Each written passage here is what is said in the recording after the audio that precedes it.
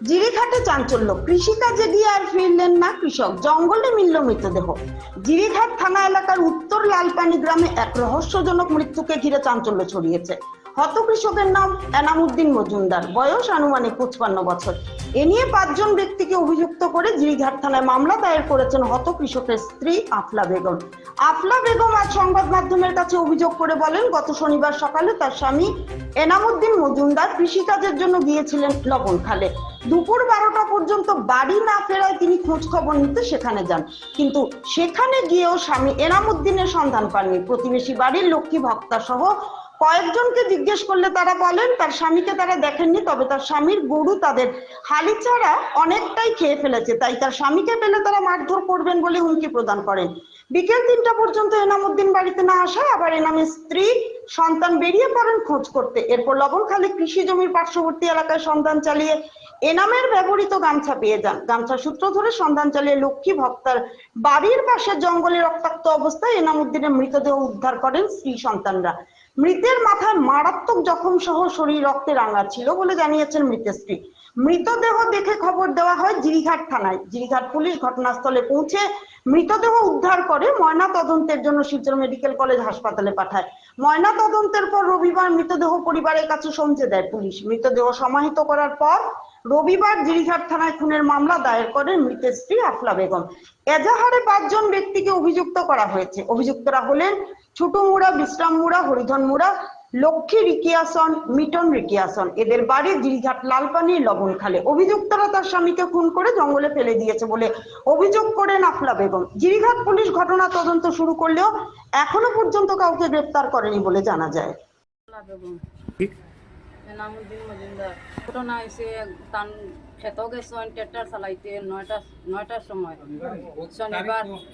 শনিবার 5 তারিখ সকাল 9টা বাজিতে 4 তারিখ।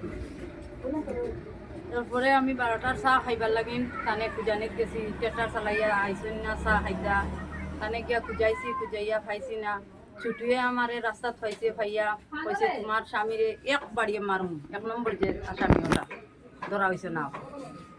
তে আমি আইসে গরু আইয়া আমার ছেলেরে খবর দিছি, ছোট ছেলে আইসে বেঙ্গুর থেকে, তারা খবর দিয়া কইছে আয় বাবা তোমার বাবারে পাইছি না, কই গেছো ক্ষেতর কিনারও নাই, কিছু নাই। ও গিয়া আমরা টুকাই গিয়া লক্ষ্মীর বাড়ির এড়াত মাইছি 10 কিলোমিটার দূরে ফেলাই। তানে আমরা 10 মিটার তে তানে আমরা আর জ্ঞান আউরিছে কইয়া আমরা জল দিছি না, খবর কাটি আমার ধরছি গাঞ্চা পাইয়া দেখে গেছি আমরা মুড়ো। লাশ পাওয়ার গতিকে আমরা ও বাড়ির মানুষের ঢুকাইছি, কইছি তোমরা জানো সব লক্ষ্মীর ছেলে লুকাইয়া রাখছে তারা। আর বাদে আমরা ফেলাইছি 3:30 পাওয়া গেছে। তারার উদ্দেশ্য আসলো রেলও ছাড়ি দিবার, রেল আইসে হাটিয়া গেছে বলতো খেতর লাগিন গেছন, খেতর চাষ করতা আলি ফেলাই দিয়া বনফাল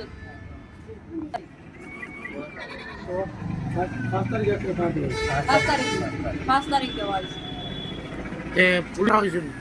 তারা এরেস্ট করা হয়েছে না, এরেস্ট করে হয়েছে যে তারা রাস্তার কিনারে ফেলাই পাইছি ও ওটারে পাওয়া গেছে, তুমি কইয়া দিবা কইছি। যে তারা পরের দিন আবার সাক্ষী দিছে যে 4 জনে মারছে তারার নাম তারা কইছে। যে আমিও লিখিয়ে দিছি, 1 জন আছে 1 নম্বর ওটা, আর তারা আরো 3 জন পাইছে আছে। একজন মানুষরে মারিয়া আজকে 5 দিন হয়ে গেছে, এখন পর্যন্ত আর কি এটা মানে আসামিকে ধরা হয় না।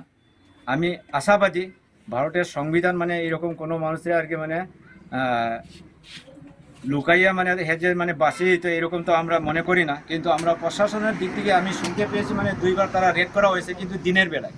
আর দিনের বেলায় তো মানে আসামি রেড করা তো মানে আমার মনে হয় এটা মানে একটু মানে কিরকম লাগে আর কি। তখন মানে যে আসামি হেজে মানে তারে ধরা দিলে এমন হইতে পারে না। যার লাগি আজকে এই যে মানে আমার ভাবি এবং তার ছোট 2টা বাচ্চা আছে, এরা অতি মানে গরিব দিনমজুরি মানুষ, তারার মানে যেটা ইয়ে আছে এই হিসাবে আর কি মানে একটু জিনিসটার কেসের মধ্যে আর কি ঢিলামি দেওয়া হয় এরকম অবলম্বন করছে। মানে দেখতে এরকম আমরা আর কি মানে ধরিয়ে নিছি, কিন্তু আশা মানে প্রশাসন মানে অতি সত্বর আসামিগুলোকে ধরিয়া মানে উপযুক্ত শাস্তি দেওয়া এবং মানে যে মহিলা এবং তার বাচ্চারা লাগে একটা মানে সরকারি তরফ থেকে মানে মানে একটা কম্পেনসেশন দিলে আর কি তারা আর কি একটা জীবন যাপন আর কি পুলিশ আইয়া মানে ডেড বডি রিকভারি করে মেডিকেল সমঝাই দেওয়া।